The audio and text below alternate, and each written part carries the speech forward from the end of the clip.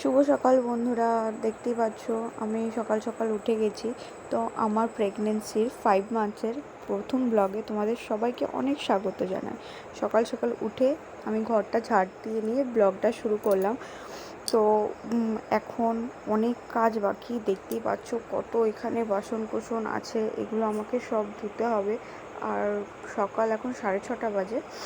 তো দেখতেই পাচ্ছ আকাশটা কি সুন্দর, এখনও ঠিকঠাক রোদ ওঠেনি। ওই দেখো আমাদের এখানে কালো আঁশ ঘুমাচ্ছে।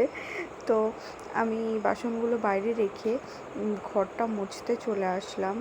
যেহেতু এখন আমার 5 মান্থ চলছে প্রেগনেন্সির, তো শরীর কখনো ভালো কখনো খারাপ থাকে। এবার কাজ তো করতেই হবে বলো, কারণ এটা শ্বশুর বাড়ি, এটা বাবার বাড়ি নয়। তো চলো, এই দেখো আমি ঘর মোছা আমার কমপ্লিটই হয়ে গেছে। তারপরই আমি এই যে উঠোন ঝাড় দিতে চলে আসলাম। এখানে আবার অনেকে তোমরা বলতে পারো যে তোমার 5 মান্থ চলছে আর তুমি উঠোন ঝাড় দিচ্ছ। কিচ্ছু করার নেই গো, করতেই হবে। এবার সেরকম কেয়ারিং সবাই থাকলে তাহলে হয়তো একটু কষ্টটা কম হয়, কিন্তু কিছু করার নেই। কি করব, এই যে উঠোন টুঠোন ঝাড় দিয়ে নিলাম, দেখতেই পাচ্ছ একদম ক্লিন করে নিয়েছি।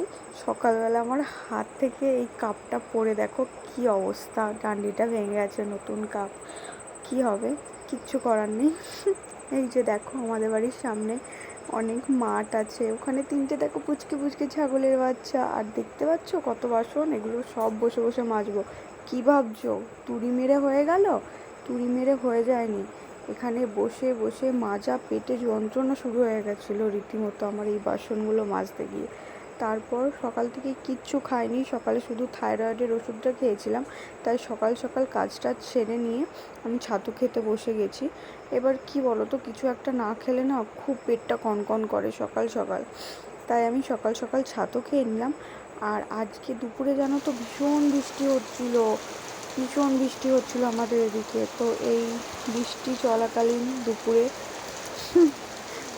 দুপুরের বৃষ্টির সাথে আমার ভিডিওটা আমি এখানেই শেষ করলাম। যদি ভালো লাগে তাহলে আমার চ্যানেলটা সাবস্ক্রাইব করে দিও।